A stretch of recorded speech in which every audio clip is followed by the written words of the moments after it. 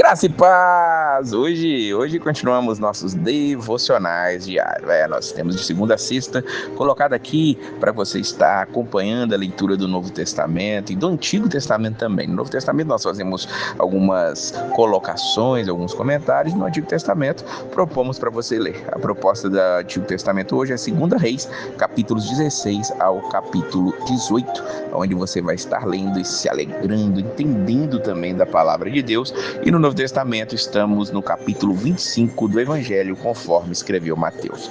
Jesus, no capítulo 24, traz ali o seu sermão chamado profético ou escatológico. E ele, no capítulo 25, segunda divisão, que foi feita aqui do livro de Mateus, vai nos mostrar aqui as ilustrações acerca do fim dos tempos. Ele vai falar conosco que nós temos que estar vigilantes, nós temos que estar atentos, nós temos que estar servindo uns aos outros na expectativa da sua volta. A expectativa da volta de Cristo, a certeza da sua volta é a alegria do cristão. Não há cristianismo sem ter a convicção da volta de Jesus Cristo, que, se você ainda não entendeu mais ou menos como aconteceu, ouça o comentário aí do capítulo 24 no YouTube. Jesus primeiro vai falar sobre um casamento. Em um casamento havia 10 virgens, ou seja, as mulheres que estavam juntos com a noiva ali, esperando o noivo chegar. Há toda uma conotação simbólica por trás disso, dentro daquela cultura judaica. E essas 10 virgens, elas precisam estar atentas para quando o noivo chegar, ele vir buscá-las para acompanharem a ele até o encontro com a noiva. Aqui dessas 10 virgens, nós vamos ver que Jesus fala que 5 estavam atentas e ali prudentes, como ele vai chamar, e 5 eram loucas, ou nécias, ou imprudentes.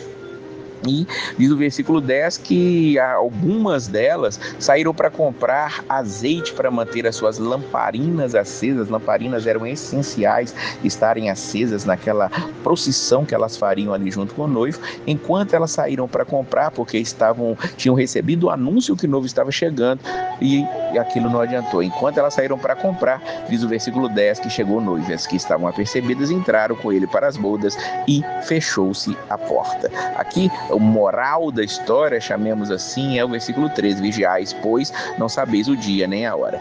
Por não sabermos o dia nem a hora, a expectativa da volta de Cristo tem que ser constante e completa, e toda hora, todo o tempo.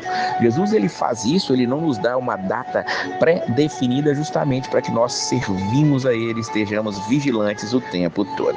Tanto também quanto aos dons que ele tem nos dado, aos talentos, às capacitações que ele tem dado a nós. O versículo 15 diz para nós que ele pega ali, o versículo 14 na verdade diz que é como um homem que ausenta seu país, chamou seus servos e lhes confiou seus bens. A um deu 5 talentos, a outro 2, a outro 1, e a cada um a sua própria capacidade, e então partiu. Veja que o Senhor tem capacitado a cada um com dons diferentes, talentos diferentes, e ele espera que cada um de nós coloque tudo aquilo em prática. Se você ler a parábola, e aquilo que você lê aí, você traz à tona, você coloca aqui para nós vermos o que você entendeu dela. O que nos interessa aqui é que o versículo 29, ele diz assim: porque a todo que lhe tem se lhe dará e terá em abundância, mas ao que não tem, até o que tem lhe será tirado. Ou seja, Deus te deu, Deus te capacitou para algo, então coloque em prática, porque se você não colocar em prática, até o que tem será tirado. E aqui a palavra é dura relacionada a isso. Diz que esse servo inútil, aquele que não está usando os seus dons da maneira correta, será lançado fora. Ali haverá pranto e ranger de dentes, lançai fora nas trevas. Por último, aqui vem a famosa parábola do juízo final, falando aqui de bodes e ovelhas, uns à esquerda, outros à direita, todos serão reunidos diante do Senhor. Veja que aqui fala que as nações serão reunidas. Alguns dizem que são nações ali, mas as nações são compostas de indivíduos, meus queridos. Então, são pessoas que são colocadas diante de Deus. O julgamento final, nesse sentido, ele é colocado de acordo com aquilo que nós servimos ao Senhor. Nós temos que amá-lo, nós temos que ser vigilantes, temos que servir segundo as capacidades, mas também temos que servir segundo aquilo que Deus tem nos dado de bens, de propriedades, da maneira como servir ao próximo. Veja que quando o Senhor vier, ele vai perguntar àquelas pessoas ali, vai tratar delas segundo o que elas tiverem feito. Versículo 37, essas pessoas que são chamadas de justas, que são chamadas a estar na presença de Deus, o Senhor eles vão perguntar para o Senhor: Senhor, quando te vimos com fome, te demos de comer, ou com sede, te demos de beber, ou quando te vimos forasteiro, te hospedamos, ou nu, te vestimos, e quando te vimos enfermos e preso, e te fomos visitar?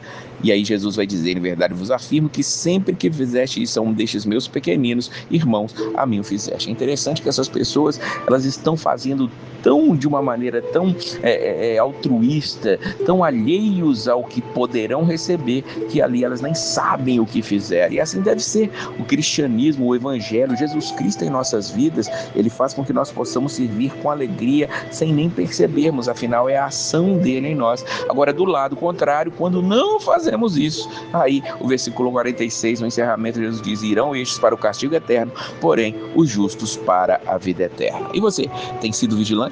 Você tem usado os dons que Deus te deu para servir a Ele no seu reino? Você tem usado das benesses que Deus tem te dado para servir ao próximo? Veja que aqui não está dizendo que são pessoas ricas que precisam fazer isso. Todos precisamos fazer isso, precisamos servir, precisamos de ajudar uns aos outros. Se você está cumprindo isso, se você está fazendo isso, você é um bem-aventurado.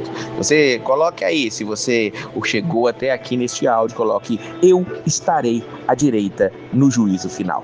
Deus abençoe a sua vida e a paz do Senhor.